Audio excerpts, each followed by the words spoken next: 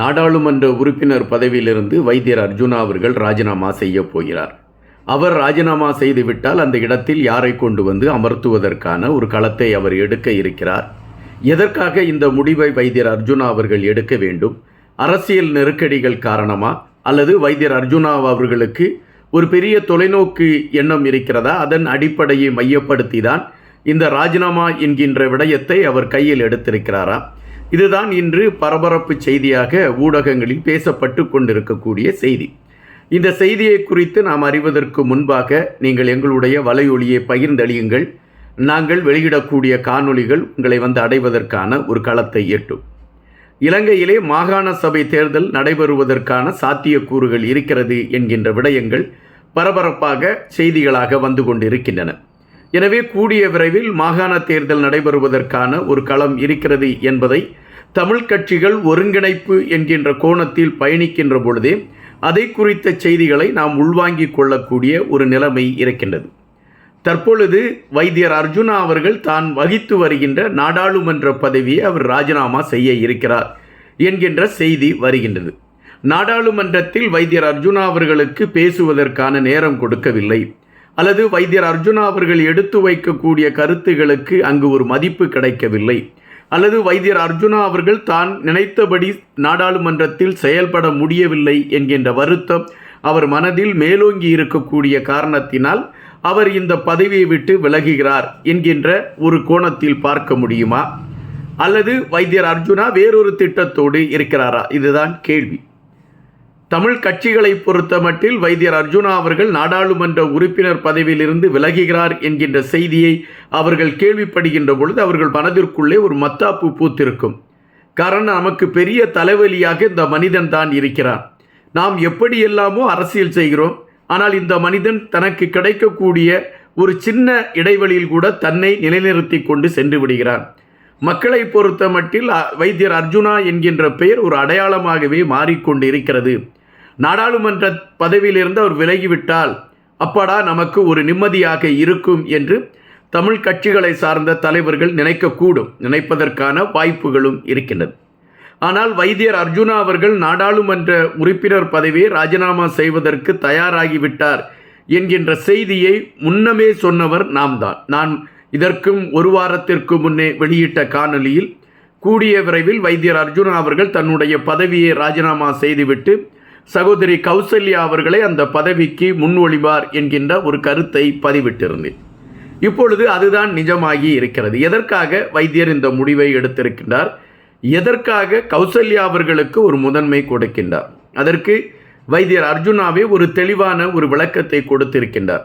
26 வயதான ஒரு சட்டத்தரணி, நியாயமாக நடக்க வேண்டும் என்கின்ற நிலைப்பாட்டில் உறுதியாக இருக்கக்கூடிய ஒரு இளம்பெண், நாடாளுமன்றத்தில் பல தமிழ் கட்சிகளை சார்ந்தவர்கள் உறுப்பினர்களாக இருக்கிறார்கள்.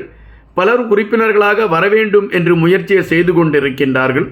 அவர்கள் இந்த 15 வருடங்களாக செய்ய முடியாத விடயத்தை கண்டிப்பாக கௌசல்யா அவர்கள் செய்வார் என்கின்ற நம்பிக்கை எனக்கு இருக்கிறது. காரணம், ஒரு திறமையான ஒரு இளம் சட்டத்தரணியாக அவர் இருக்கிறார். மக்களுக்காக அவர் களத்தில் நிற்பார் என்கின்ற நம்பிக்கை எனக்கு இருக்கிறது. எனவே என்னுடைய பதவியை நான் விலகிவிட்டு அதில் கௌசல்யா அவர்களை நாடாளுமன்றத்திற்கு கொண்டு செல்வதற்கான ஒரு களத்தை எடுக்கிறேன் என்று வைத்தியர் குறிப்பிட்டிருக்கின்றார்.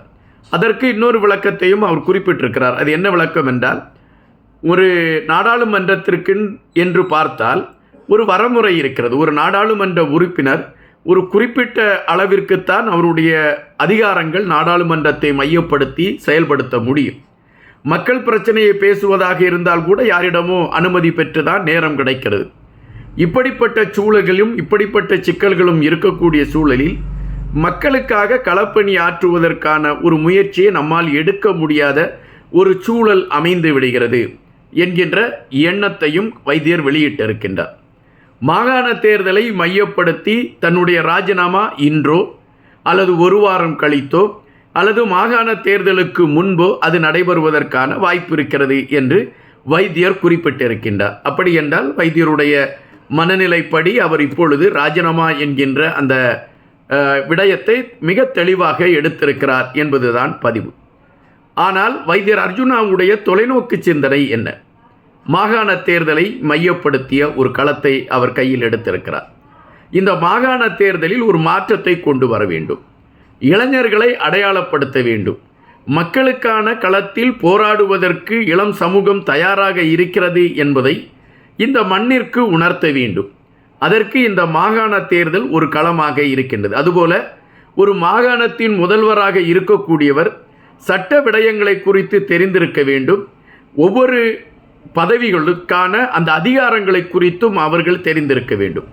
காவல்துறை, காணி போன்றவற்றின் அதிகாரம் நம்மளிடம் இருக்கிறது என்றால் அதனை வைத்து தமிழ் மக்களுக்கு என்ன செய்ய முடியும் என்கின்ற விடயத்தில் அதிகாரத்தின் அடிப்படையில் நாம் என்ன செய்ய முடியுமோ அதை செய்து கொடுக்க வேண்டும். ஆனால் இத்தனை காலமாக அதை செய்தார்களா என்றால் இல்லை என்பதுதான் வருத்தமான ஒரு பதிவாக இருக்கின்றது. வைத்தியர் அர்ஜுனா அதனை கையில் எடுத்துக்கொண்டு மாகாண தேர்தலை நோக்கி நகர ஆரம்பிக்கின்றார். வைத்தியர் அர்ஜுனா அவர்களுக்கு மாகாண தேர்தலில் ஒரு அங்கீகாரம் கிடைக்குமா? அவர் நினைக்கின்ற அந்த நடைமுறையில் அவருக்கு அந்த பதவி கிடைப்பதற்கான வாய்ப்பு இருக்கிறதா? மக்கள் வாக்களிப்பதற்கு தயாராக இருக்கிறார்களா? இதையும் நாம் இங்கு சிந்திக்க வேண்டியதாக இருக்கிறது. தமிழகத்தை பொறுத்த மட்டில் தமிழிசை சவுந்தரராஜன் அவர்களை குறித்து உங்களுக்கு தெரியும். பாரதிய ஜனதா கட்சியில் முன்னாள் மாநில தலைவராக இருந்தவர். அதன் பின்பு அவரை 2 மாநிலங்களுக்கு ஆளுநராக நியமிக்கின்றார்கள். இந்த ஆளுநர் பதவி கிடைத்து அவர் செல்கின்றார்.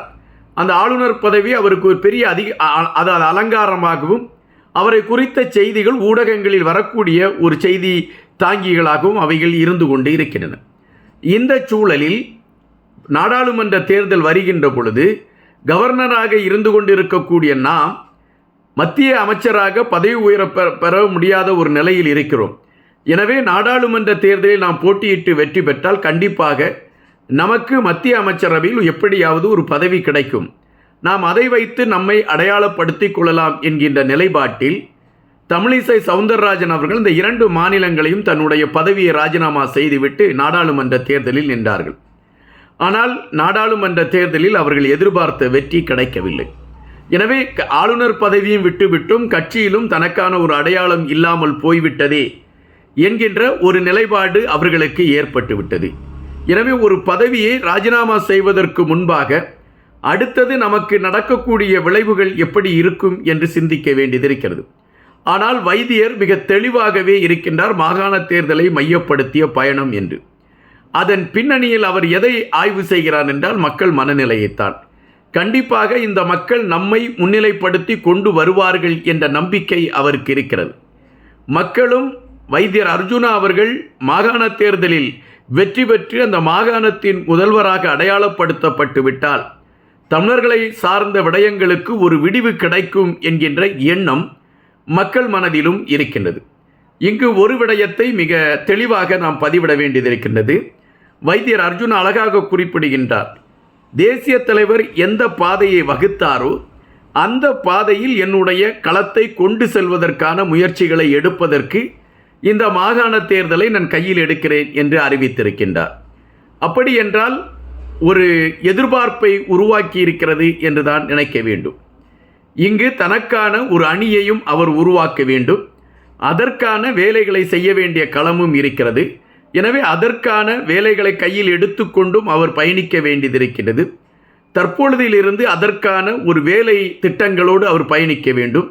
இந்த சூழலில் நாடாளுமன்றம் சார்ந்த பணிகளில் அவர் கவனம் செலுத்த முடியுமா என்றால் இல்லை. எனவே அவர் நாடாளுமன்ற அந்த பதவியை துறப்பது என்பது கௌசல்யா என்கின்ற அந்த சகோதரிக்கு அடையாளத்தை கொடுக்கிறார் என்பதை விட ஒரு திறமை சார்ந்தவரை மனமு ஒருவர் அடையாளப்படுத்துகிறார் என்பதுதான் நாம் இங்கு புரிய வேண்டியதாக இருக்கின்றது. எந்த ஒரு அரசியல் தலைவரும் தன் கீழ் இருக்கக்கூடியவனை தான் வைத்த பதவிக்கு கொண்டு வருவது என்பது ஏற்றுக்கொள்ள மாட்டார்கள். மனதிற்குள் அவர்களுக்கு ஒரு நமைச்சல் இருந்து கொண்டே இருக்கும். ஒருவேளை இவன் நம்மை மிஞ்சி சென்று விடுவானோ என்கின்ற எண்ணம் அவர்கள் மனதிலே இருக்கும். நீங்கள் பரவலாக இதை பார்த்தால் உங்களுக்கே தெரிந்திருக்கும் என்று நான் நினைக்கின்றேன். இதில் யாரையும் நாம் அடையாளப்படுத்த விரும்பவில்லை. இது எல்லோருடைய மனநிலையிலும் இருக்கக்கூடிய ஒரு தெளிவான ஒரு பாதை. ஆனால் வைத்தியர் அர்ஜுனா அவர்கள் அதை குறித்து கவலையே படவில்லை. நான் கௌசல்யா அவர்களை அடையாளப்படுத்துகிறேன். நாடாளுமன்றத்தில் அவர்கள் தெளிவாக பேசுவார்கள். மக்கள் சார்ந்த விடயங்களை எடுத்துக்கொண்டு செல்வார்கள். எனவே எனக்கு கவலை இல்லை. இந்த பதவி கொடுத்துவிட்டு செல்கின்றேன். மாகாண தேர்தலில் எனக்கு ஒருவேளை நான் நினைக்கக்கூடிய அந்த களம் இல்லை என்கின்ற ஒரு சூழல் வரும் என்றால் நான் இருக்கவே இருக்கிறது என்னுடைய வைத்தியர் தொழிலுக்கு சென்று விடுகிறேன் என்று சொல்லக்கூடிய ஒரு தைரியம் வைத்தியரிடம் இருக்கிறது என்பதே ஒரு வியப்பான செய்திதான். தற்பொழுது நாம் விசாரித்த வரையில் இந்த மாகாண தேர்தலில் வைத்தியர் அர்ஜுனா அணிக்கு ஒரு பெரிய பிரகாசமான ஒரு திறவுகோல் இருக்கிறது என்பதுதான் நிஜம். மக்கள் மத்தியிலே வைத்தியருக்கு ஒரு எதிர்பார்ப்பு இருக்கிறது. இந்த மனிதர் கண்டிப்பாக சாதித்து காட்டி விடுவாரப்பா என்கின்ற ஒரு எண்ணம் இருக்கிறது. இவருக்கான கதவை நாம் திறந்து கொடுக்க வேண்டும் என்கின்ற ஒரு உளப்பூர்வமான ஆசை மக்கள் மத்தியிலே இருக்கிறது. அதை நாம் தெளிவாகவே பார்க்க முடிகின்றது. நமக்கு நிறைய நண்பர்கள் கருத்துக்களை பதிவிட்டு கொண்டு இருக்கின்றார்கள். அந்த கருத்துக்களை நீங்கள் படிக்கக்கூடிய வாய்ப்புகள் கூட உங்களுக்கு இருக்கும் என்று நினைக்கின்றேன். அந்த கருத்துக்களை அந்த கருத்துக்களை நீங்கள் படிக்கின்ற பொழுதே உங்களுக்கு தெரியும் எந்த விதமான ஒரு தேடலோடு மக்கள் இருக்கிறார்கள் என்கின்ற விடயம் உங்களுக்கு தெரியும். வைத்தியர் அர்ஜுனா அவர்கள் தற்பொழுது எடுத்திருக்கக்கூடிய இந்த ராஜினாமா என்பது வைத்தியர் அர்ஜுனாவுடைய அடுத்த நகர்வுக்கான களம் என்பதுதான் நிஜம். தமிழ் மக்களையும் தமிழ் மக்களுடைய விடயங்களையும் பாராளுமன்றத்தில் முழங்கிக் கொண்டிருக்கக்கூடிய வைத்தியர் அர்ஜுனா அவர்கள் மாகாணம் சார்ந்த விடயத்தில் ஒரு முதன்மையான களத்தை எடுத்து மக்களின் தலைவனாக உருவாகக்கூடிய ஒரு காட்சியும் ஒரு மாட்சிமையும் உருவாவதற்கான வாய்ப்புகள் இருக்கிறது என்பதாகத்தான் நம்மால் பார்க்க முடிகின்றது. காரணம், எப்பொழுதுமே இளைஞர்களை பொறுத்த மட்டில் தற்பொழுது மாற்றமான ஒரு வழிமுறை அல்லது மாற்றமான ஒரு எதிர்நோக்கு சிந்தனை அல்லது ஒரு மாற்றமான ஒரு தொலை சார்ந்த விடயங்களை கொண்டு செல்லக்கூடிய ஒரு நிகழ்வு, இவைகள் இளைஞர்கள் தேடக்கூடிய ஒன்றாக இருக்கின்றது. அந்த தேடுபொருளில் வைத்தியர் முதலிடத்தில் இருக்கிறார். கண்டிப்பாக வைத்தியருடைய கொடி மாகாண தேர்தலில் அந்த முதல்வர் என்கின்ற அடையாளத்தில் பட்டொலி வீசி பறக்கும் என்பதாகத்தான் நம்மால் இப்பொழுது உணர முடிகின்றது. ஒரு முதல்வராக வைத்தியர் என்கின்ற வார்த்தையை முதலாக நாமே வைத்ததாகவும் இருக்கட்டும். நன்றியுடன் இன்பா.